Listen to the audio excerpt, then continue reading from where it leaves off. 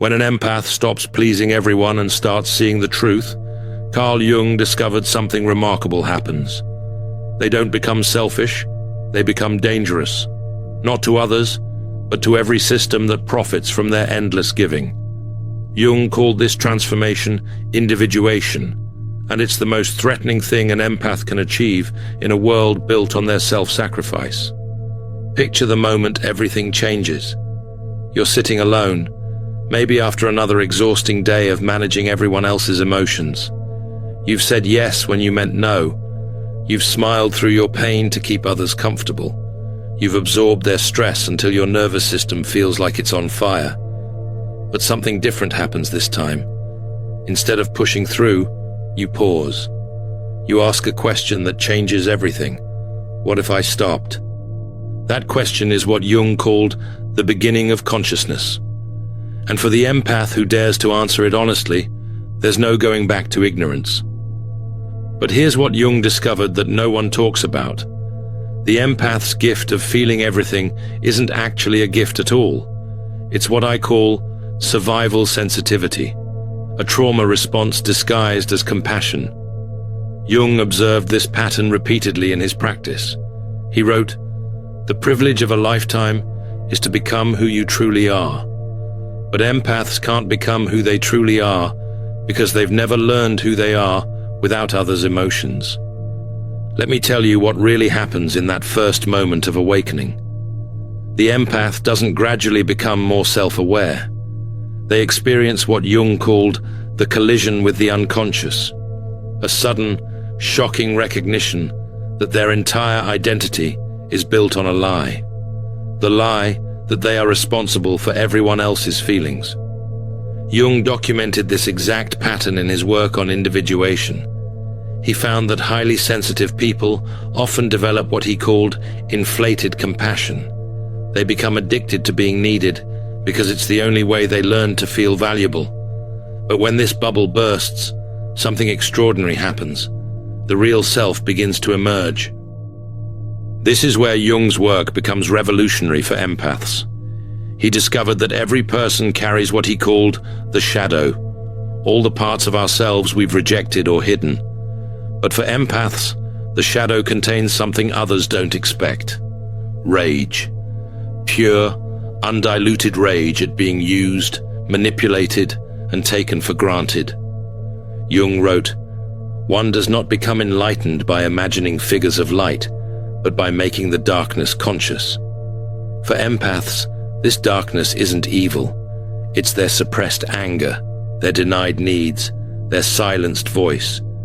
And when they finally meet this shadow, everything shifts. The empath who discovers their shadow doesn't become cruel. They become what I call consciously selective. They start seeing manipulation tactics that were invisible before. They recognize emotional vampires. They spot the difference between genuine need and manufactured crisis. This isn't cynicism, it's clarity. Jung identified specific patterns when highly sensitive people begin individuation, what I call the 8 signs of conscious awakening, and if you recognize these in yourself, you're experiencing what Jung called the birth of psychological sovereignty. Sign 1. The energy shift. The first sign is what I call the energy reversal. Instead of your energy flowing outward to everyone else, it starts pooling back toward you. Jung observed this in his patients. When people stop unconsciously giving their life force away, they suddenly have energy for themselves. You stop feeling drained after social interactions. You stop absorbing everyone's bad moods. Most importantly, you stop feeling guilty about having boundaries. Jung wrote, "Your vision becomes clear when you look into your heart. Who looks outside, dreams. Who looks inside, awakens." If you've been told you're too sensitive, comment below, "My sensitivity is my strength." But here's what's truly remarkable. Others notice this shift before you do. They sense that you're no longer available to be their emotional dumping ground, and some will try to guilt you back into your old role. Sign 2. The mask falls away. Jung called it the death of the persona, the social mask we wear to fit in. For empaths, This persona is usually the nice one, the helpful one, the one who never says no. But when individuation begins, this mask becomes impossible to maintain. You start saying what you actually think instead of what people want to hear. You express preferences instead of always deferring to others. You admit when you're tired instead of pretending to have endless energy. This terrifies people who benefited from your self-erasure. Jung warned about this phase. The most terrifying thing is to accept oneself completely. But for the awakening empath, self-acceptance becomes more important than social acceptance. Sign 3. The projection returns. This is where Jung's understanding becomes crucial. He discovered that we often project our own qualities onto others. Empaths project their sensitivity, their depth, their capacity for genuine care onto people who don't actually possess these qualities. But during individuation, what I call the projection recall happens. You stop seeing potential in people and start seeing reality. You stop making excuses for bad behavior. You stop believing that everyone is just misunderstood deep down. Jung wrote, "Everything that irritates us about others can lead us to an understanding of ourselves." The awakening empath realizes they were irritated by selfishness because they had suppressed their own healthy selfishness for so long. Sign 4. Boundaries become sacred. Jung observed that individuals who achieve psychological maturity develop what he called a personal relationship with the unconscious. For empaths, this means they finally start listening to their internal signals instead of external demands. You begin saying no without elaborate explanations. You stop feeling guilty for having needs. You recognize that people who get angry at your boundaries were benefiting from your lack of them. This isn't selfishness. Jung called it individual integrity. The awakening empath discovers what I call sacred selfishness. The understanding that taking care of yourself isn't just okay. It's necessary for authentic relationship with others. Sign 5. The guilt disappears. This might be the most shocking sign for empaths. The crushing guilt they've carried for having needs, taking space, or disappointing others begins to evaporate. Jung called this the integration of the shadow. When you stop rejecting parts of yourself, you stop feeling guilty for being human. You realize that guilt was often your response to other people's manipulation tactics. When someone says, "You've changed," in a disappointed tone, instead of rushing to reassure them, you think, "Yes, I have, and that's the point." Jung wrote, "The individual has always been unconscious of himself and has remained so. But the awakening empath becomes conscious of their own worth, independent of others' opinions." Sign 6. Authenticity over approval. Jung's individuation process leads to what he called self-actualization, living from your authentic core rather than from external expectations. For empaths, this means choosing authenticity over approval, even when it costs relationship. You stop performing emotions you don't feel.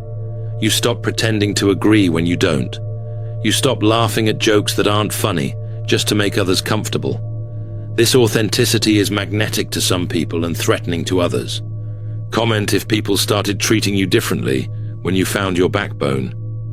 They sensed the change before I announced it. The awakening empath learns what I call authentic magnetism. When you stop trying to be liked by everyone, you become genuinely attractive to the right people. Sign 7. The healer heals themselves. Jung discovered that many healers are what he called wounded healers. They help others to avoid their own pain. But during individuation, empaths turn their healing gifts inward for the first time. You start asking, "What do I need?" instead of, "What does everyone else need?" You begin nurturing your own inner child instead of parenting every adult around you. You recognize that you can't give from an empty cup, and you've been empty for years. Jung wrote, "The privilege of a lifetime is to become who you truly are." The awakening empath finally gives themselves permission to discover who that is, separate from their role as everyone's emotional caretaker. Sign 8. conscious connection. The final sign is what Jung called conscious relationship, the ability to connect with others without losing yourself. The awakening empath develops what I call boundaried compassion. They can feel for others without taking on their emotions. You start attracting people who respect your boundaries instead of those who exploit your kindness. You develop relationships based on mutual respect rather than one-sided giving. You love others without needing to save them. If you've reached the point where you can read people but no longer need their approval, right, I see you, but I don't need you. Jung observed that individuation leads to deeper, more authentic connections because you're finally relating as your true self, not your performing self. But Jung didn't romanticize this process. He called it the night sea journey, a period of disorientation and loss that's necessary for rebirth. For empaths, this phase feels like death, because in many ways, it is. It's the death of the false self that was built around pleasing others. You might lose friends who only liked the version of you that served them. You might feel lonely as you learn to be alone with yourself for the first time. You might grieve the relationships that were never really based on love, but on your usefulness. Jung wrote, "No tree, it is said, can grow to heaven unless its roots reach down to hell." The awakening empath must descend into their own psychological underworld before they can rise into authentic selfhood. Jung was one of the first psychologists to recognize the connection between mind and body. For empaths, years of absorbing others' emotions creates what I call energetic toxicity, chronic fatigue, anxiety, digestive issues, and autoimmune problems. But when empaths stop people-pleasing, their bodies begin to heal. The nervous system finally relaxes, sleep improves, chronic pain often diminishes. Jung understood that psychological healing and physical healing are inseparable. Your body was never meant to process everyone else's emotional waste. When you stop being the world's emotional landfill, your health naturally begins to restore. Jung observed that individuation always changes relationships. Some deepen, others fall away. For empaths, this sorting process can be painful but necessary. What I call the great relationship purge separates authentic connections from exploitative ones. People who truly love you will adapt to your boundaries and celebrate your growth. Those who resist your changes were probably benefiting from your self-neglect. Jung called this the differentiation between genuine love and neurotic attachment. You'll discover that many relationships were built on an unconscious contract. You provide endless emotional support. They provide conditional acceptance. When you break this contract by claiming your own life, some people will leave. Let them. Here's what Jung discovered that changes everything. When empaths stop being everyone's emotional sponge, they don't lose their sensitivity. They develop what I call conscious sensitivity. They can still feel deeply, but they choose what to absorb and what to release. This conscious sensitivity becomes a superpower. You can read situations accurately without being overwhelmed by them. You can help others without depleting yourself. You can love deeply without losing yourself. Jung called this differentiated consciousness, the ability to maintain your center while connecting with others. The awakening empath becomes what Jung called a conscious individual, someone who can navigate the world with their sensitivity intact, but their boundaries strong. Jung believed that individual transformation creates collective change. When one person becomes conscious, it gives others permission to do the same. The empath who stops people-pleasing doesn't just change their own life. They model a different way of being for everyone around them. Your courage to set boundaries gives others courage to set theirs. Your refusal to absorb everyone's emotions shows them they can be responsible for their own feelings. Your authentic self-expression reminds them they don't have to perform to be loved. Jung wrote, "The meeting of two personalities is like the contact of two chemical substances. If there is any reaction, both are transformed." But this only happens when at least one person shows up authentically. Jung identified specific principles that guide individuated people, what I call the conscious empath's code, 5 principles that maintain psychological sovereignty while remaining connected to others. First, feel everything, absorb nothing. Your emotions are yours, their emotions are theirs. Second, give from overflow, never from depletion. Third, love others without losing yourself. Fourth, help when inspired, not when guilty. Fifth, trust your inner knowing over external pressure. These aren't rules. They're guidelines for maintaining what Jung called authentic being in a world that profits from your unconsciousness. Jung understood that society labels individual consciousness as selfish because unconscious people benefit from others' self-neglect. When empaths start prioritizing their own needs, they're often accused of becoming cold or uncaring. But Jung made a crucial distinction. There's healthy selfishness and unhealthy selfishness. Healthy selfishness means taking responsibility for your own happiness instead of making others responsible for it.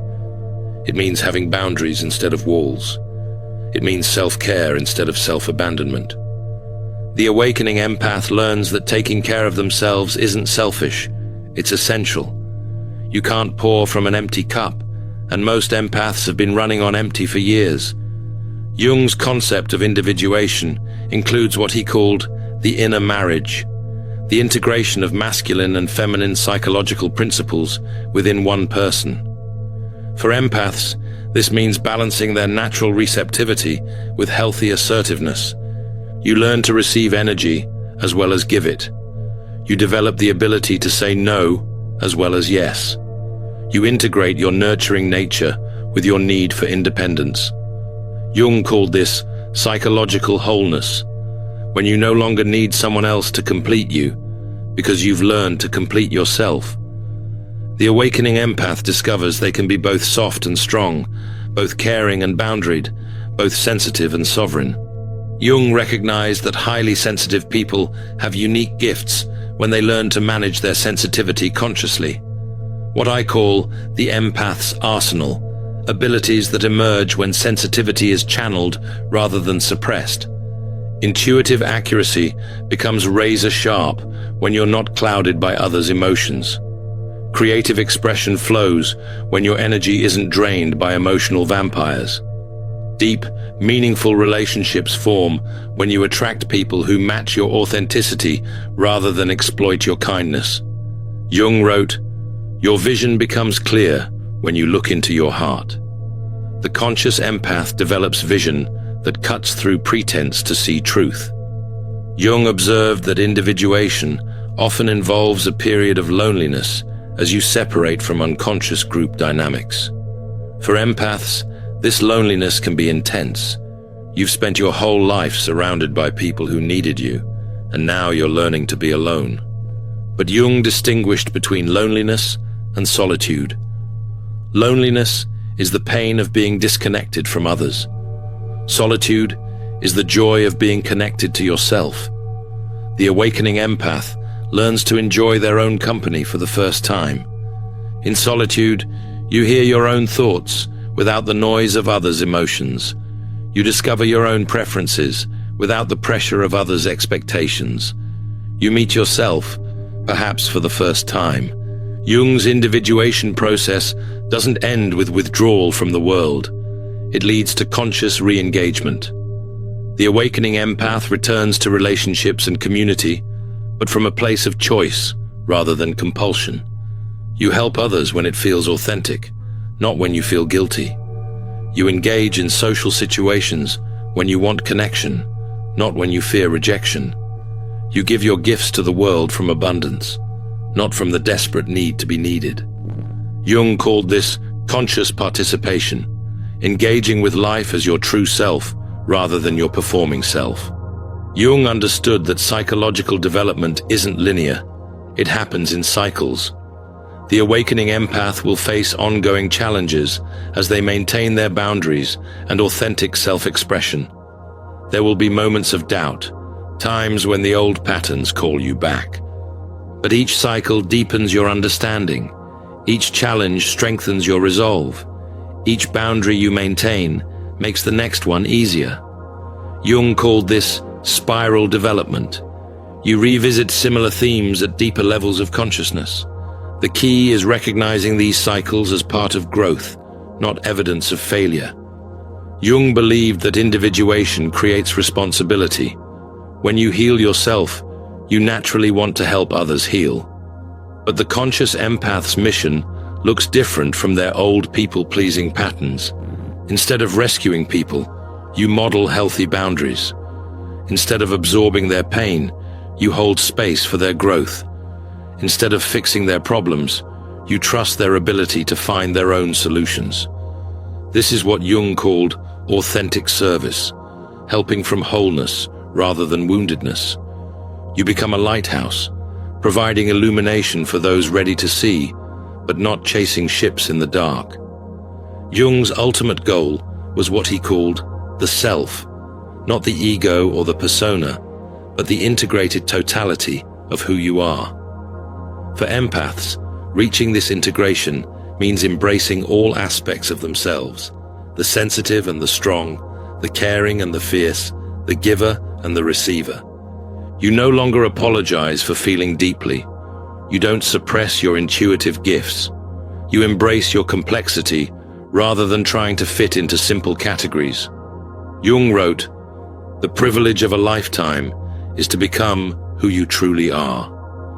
The integrated empath is both powerful and gentle, both open and boundaried, both connected and sovereign. So here's what I want you to understand. Your sensitivity is not your weakness, it's your strength. Your boundaries are not selfishness, they're self-respect. Your authenticity is not too much, it's exactly right. Jung spent his life studying the process of becoming whole, and he found that it always requires courage. The courage to disappoint others to stay true to yourself.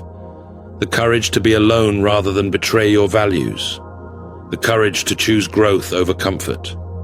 If you recognize yourself in these 8 signs, you're already on the path Jung mapped out over a century ago. Trust the process. Trust your instincts. Trust that becoming who you truly are is not just your right, it's your responsibility. If you recognize yourself in these transformation patterns, write this: "My breaking point became my breakthrough." When an empath stops pleasing everyone and starts seeing the truth, they don't become selfish. They become sovereign. They don't lose their compassion. They learn to include themselves in it. They don't stop caring about others. They start caring about themselves too. This is Jung's gift to every empath who's tired of being everyone's emotional caretaker. You don't have to carry the world's pain to prove you're good. You don't have to sacrifice yourself to deserve love. You can be sensitive and strong, caring and boundaried, empathic and authentic. The world doesn't need more depleted empaths. It needs conscious ones. Empaths who give from choice, not compulsion. Who help from abundance, not emptiness. Who love others without abandoning themselves. If you want to understand more about Jung's psychology of the sovereign individual, check out my video on Why the Man Who Needs Nothing is Society's Greatest Threat, where I explore how psychological independence threatens systems built on human dependency. Your journey from people-pleaser to conscious empath isn't just personal transformation, it's revolutionary, and Jung would be proud. Thanks for watching. See you in the next dimension.